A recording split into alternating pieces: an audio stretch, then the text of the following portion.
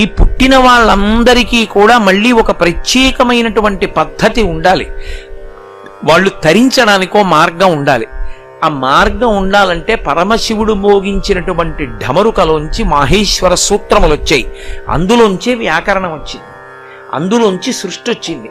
వ్యాకరణమును ఆధారం చేసుకుని సమస్తమైన వాంగ్మయం వచ్చింది. వాంగ్మయము తరించడానికి కారణమైంది. అందుకే ఇప్పటికీ వ్యాకరణం చెప్తే మడి కట్టుకుని ఒక్క శివాలయంలోనే చెప్తారు. శివాలయంలో వ్యాకరణ మంటపం అని ఒక మంటపం కడతారు. అందులో గురువుగారు మడి కట్టుకుని కూర్చుని శిష్యులకి నేర్పుతారు.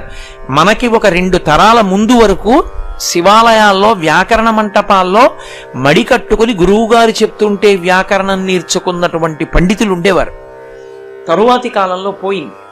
కాబట్టి ఆ వ్యాకరణ మంటపం శివాలయంలో ఉంటుంది. ఈ ఢమరుకం శివుడి చేతిలో ఉంటుంది. అంటే సమస్త వాంగ్మయము సృష్టి